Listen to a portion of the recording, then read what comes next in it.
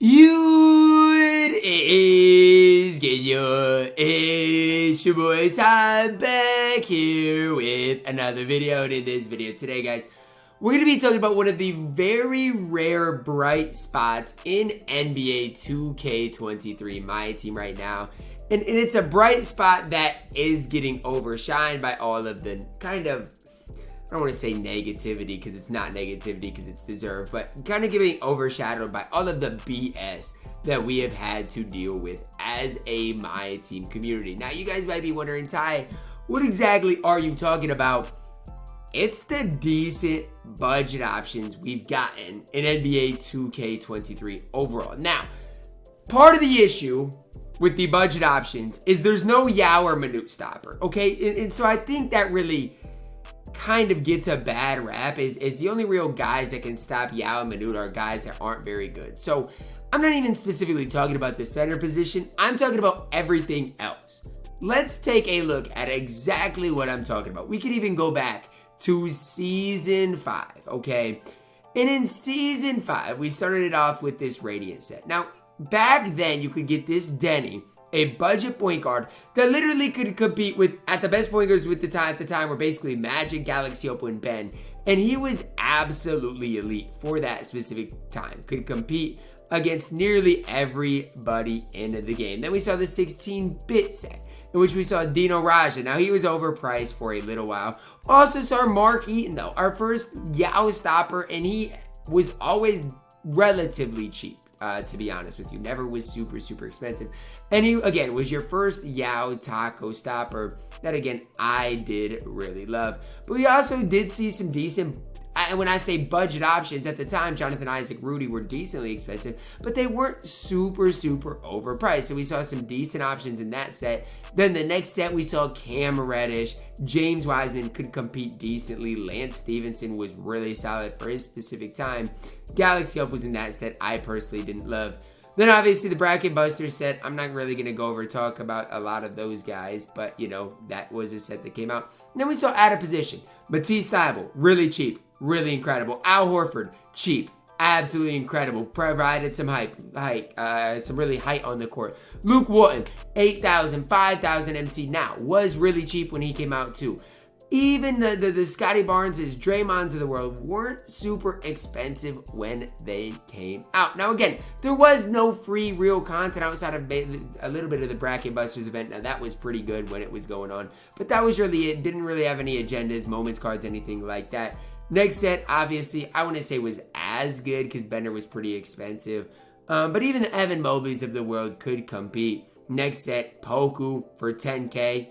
I mean, come on, man. Jot for 10K. These cards were so cheap and could compete as well. Even Sohan, Detlef.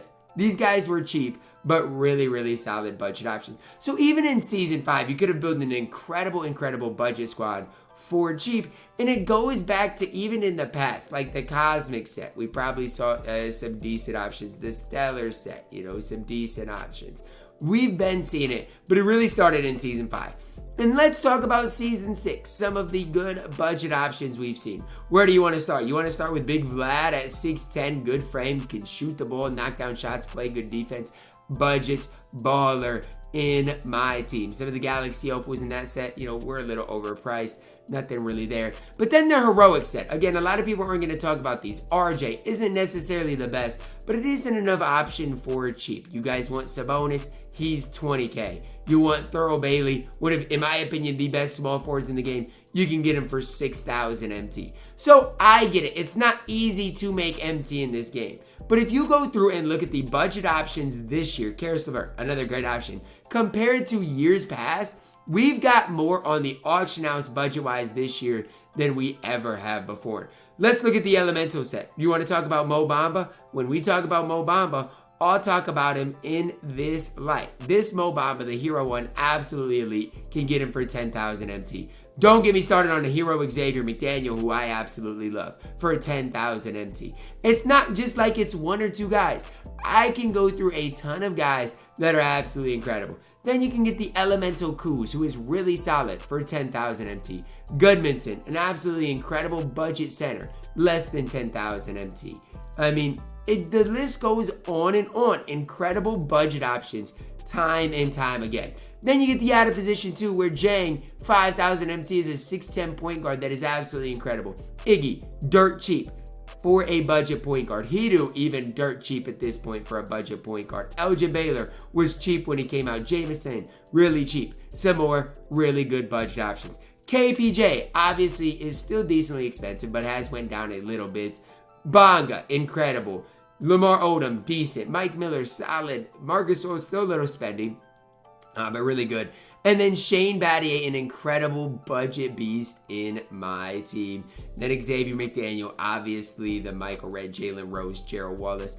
Even Luol Deng and Tyson Chandler are so cheap though. The big problem for me is, look, this gets ruined. We've got so many good budget beasts in my team, but they literally just got ruined. They got ruined because of the fact of, number one, it's really hard to make MT.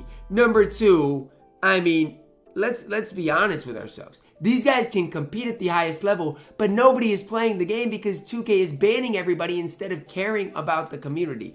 I will say, I like the budget cards we've got this year with Dyson Daniels, Harold Miner, Cedric Maxwell compared to every year prior. I'll say that. Now again, that's not free content, and I'm not trying to get it to replace free content because it's not free content.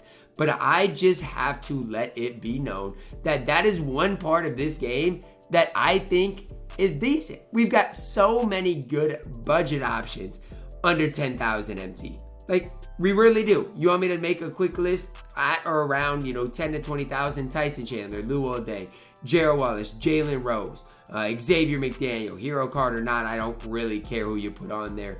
Harold Miner, Cedric Maxwell, Dyson Daniels. You want to go to this set. Okay. Let's talk about Lamar Odom, Mike Miller, Bonga, Battier, out of position to Iggy, Deng, Turkoglu, Elgin Baylor, Anton Jameson.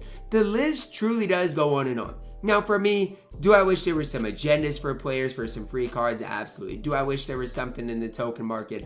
Absolutely. The community, no doubt, especially when especially when a 5K card is cheaper than your ultimate reward in triple threat offline, that's another reason to be mad. But at the end of the day, guys, the budget cards, it's such a small thing in a big game, and it's good, but the rest of the game is not good.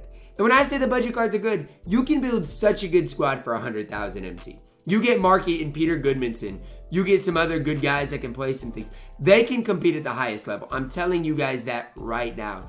They can compete at that highest level. The problem is it's just ruined by how 2K has went about the reward system, how they've went about giving us free content, that people don't really care about budget cards if they're not going to have fun using them playing the game in general. The one good thing about 2K is that when I can go in here and look at Galaxy Opals for about 10,000 MT, you're going to see a lot of good ones. That's the one good thing about my team right now. Mike Miller's good. Cedric Maxwell is good. Michael Redd is usable. Tony Kukoc is not that bad. The Hero Scout is way better than the Heroic Scout, so I'm not going to mention him. But I mean, we can just keep moving forward. I can go forever. I can literally scroll forever. Rudy Fernandez, point guard, can be really solid for you guys. Again, Shane Battier, already mentioned him. Thurl Bailey, immaculate. The list goes on and on. There are so many good and incredible budget beasts in my team. That is the only good part in a game in which there is a lot wrong. That's going to wrap it up for our video today, guys. I need your thoughts on it down below in the comments. Do you guys agree with me that there are a lot of good, solid budget beasts? Because when I go through and look at it, I'm like, man, there are so many cards that you can pick up and use. And that's when people tell me, Ty, rate my squad, or is my squad good? And they just got a lot of budget beasts. Yeah, because there's a lot of budget beasts to use right now in my team. That's going to wrap it up, guys. Drop a like on the video, subscribe if you are doing it. As always, man, I love you guys, and have a blessed day.